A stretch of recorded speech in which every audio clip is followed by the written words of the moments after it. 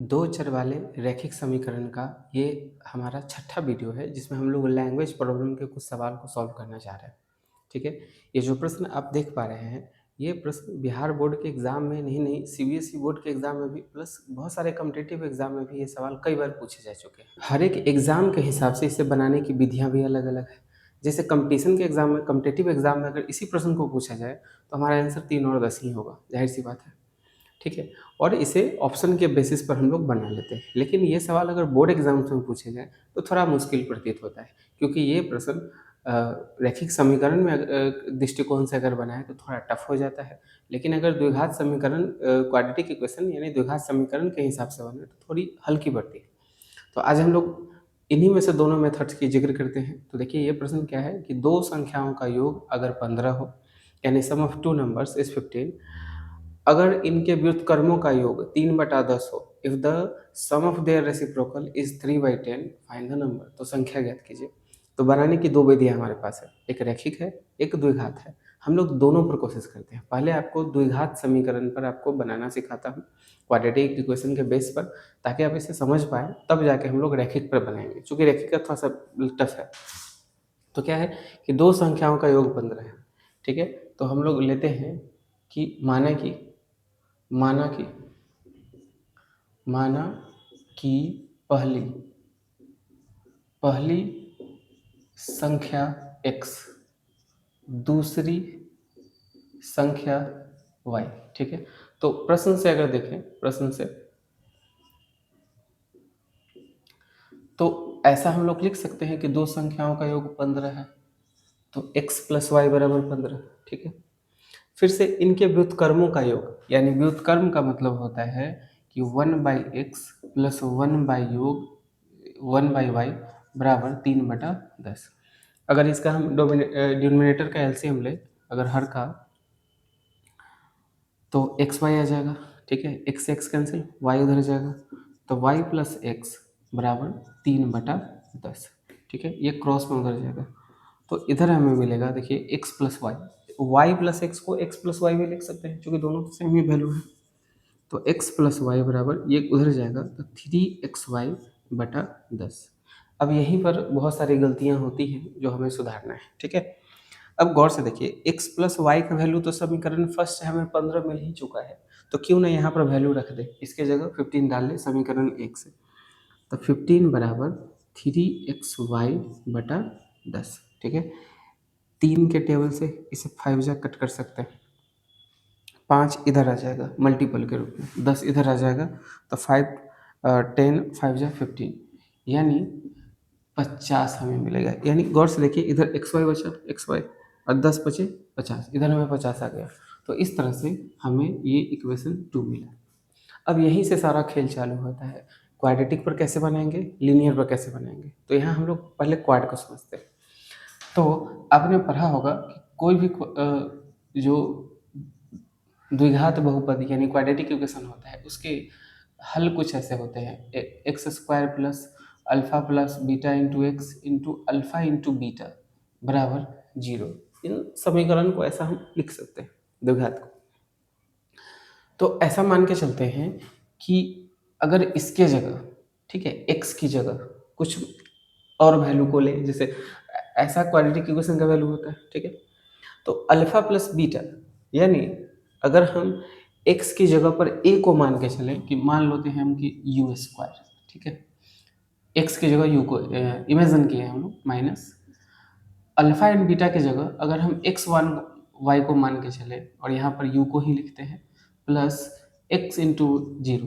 तो ये भी तो हम ऐसा द्विघात समीकरण को बना सकते हैं, क्वाड्रेटिक इक्वेशन को फॉर्म कर सकते हैं।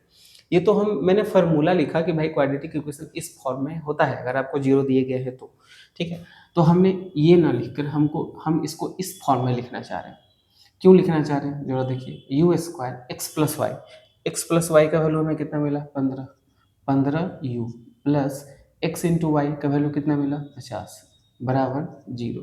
ठीक है, यहाँ लिख लेते हैं फ्रॉम 1 एंड 2। अब आसानी से सोल्व कीजिए मिडिल टर्म फैक्टराइजेशन, यहाँ से आप मिडिल टर्म फैक्टराइजेशन कीजिए या सीधा चैनल रूल लगाइए, बात तो सेम ही है।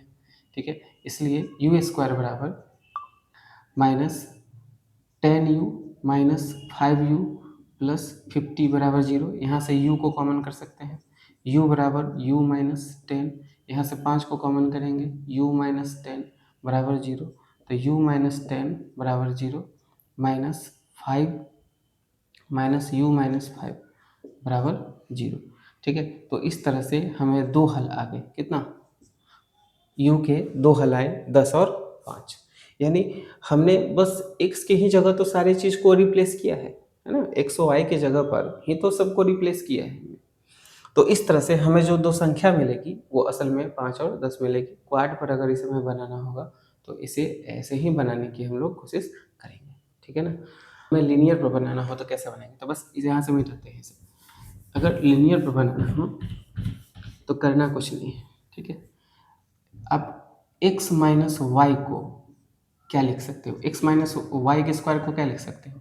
X square plus y square minus 2xy। ऐसा a प्लस बी के होल स्क्वायर फॉर्मूला पर ऐसा लिख सकते हैं ना। अच्छा, सपोज करो कि इसको ऐसा अगर लिखें, x square y square minus 2xy plus 4xy minus 4xy, तो कोई दिक्कत नहीं है। एक बार हमने 4xy को जोड़ा है, एक बार घटाया है। ठीक है, फिर से तो कट को उतना ही आ जाएगा, कितना दिक्कत नहीं।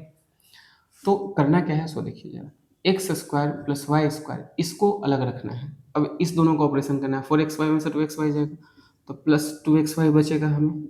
ठीक है, इसे बाहर रखना है 4xy को, बराबर। अब ये किसका फार्मूला है? ये a प्लस बी के होल स्क्वायर का फार्मूला है। ये हमें एज इट इज बच जाएगा। अब यहाँ पर जो स्क्वायर आ रहा था x माइनस 1 का होल स्क्वायर, अब हम जानते हैं कि स्क्वायर जब बराबर के उधर जाता है तो किस में कन्वर्ट होता है? रूट में कन्वर्ट होता है। तो x माइनस वाई बराबर रूट अंडर, ठीक है, x plus y. X plus y का वैल्यू कितना है? 15। तो यहाँ लिख दे के 15 का स्क्वायर 4 गुने एक्स वाई का वैल्यू कितना मिला था? 50। 50 लिख दें तो आ जाएगा रूट अंडर 15 का स्क्वायर 225 माइनस इसका कितना? 200। घटाएंगे तो आ जाएगा रूट 25, और रूट 25 किसका मान होता है? प्लस माइनस 5, यानी हमें दो मान मिलेंगे। तो x माइनस वाई का एक मान मिलेगा 5। ठीक है, और x माइनस वाई का एक मान मिलेगा हमें -5। तो इसे समीकरण कितना मानना है? 3 मानना है। इसे समीकरण 4 मानना है। ठीक है, अब एक बार समीकरण 3 और 2 को सॉल्व करेंगे। समीकरण इस दोनों को सॉल्व करेंगे तो y से y कैंसिल, x मिल के 2x, 15 5 मिल के 20, 2 से कैंसिल 10, x का वैल्यू 10 आएगा। ठीक है, अब y का वैल्यू पुट करेंगे 5 आ जाएगा। फिर से एक बार इसे और 2 को पुट करेंगे, समझ रहे हैं ना। इसे मिटाते हैं तो एक बार हम लोग 3 और 1 को लेंगे, लिखेंगे एडिंग 1 एंड 3, यानी 1 और 2 को जोड़ने पर क्या आ जाएगा? x प्लस वाई बराबर 15, फिर से x माइनस वाई बराबर 5। अगर आप जोड़िएगा तो कट जाएगा। 2x बराबर 20, 2 के पहला से 10, यानी x का वैल्यू 10 आएगा और y का वैल्यू 5 आएगा। आप 1 में डालोगे तो 10 उधर जाएगा, घट के 5 आ जाएगा। ठीक है, अब एक बार क्या करना है,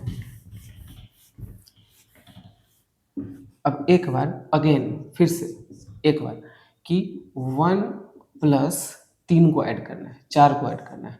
तो ऐड कीजिए, x प्लस वाई बराबर 15, इसे ऐड करेंगे x माइनस वाई बराबर -5।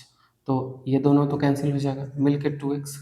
इसमें से इसको घटाएंगे, ये कितना हो जाएगा? 2 के 12 से काटेंगे 5, तो x का वैल्यू हमें मिलेगा कितना? 5। तो y का वैल्यू कितना आ जाएगा दोस्तों? इस तरह से देखिए, दोनों संख्या हमको मिल गया, 5 और 10 और 10 और 5। तो यही दोनों विधि हैं।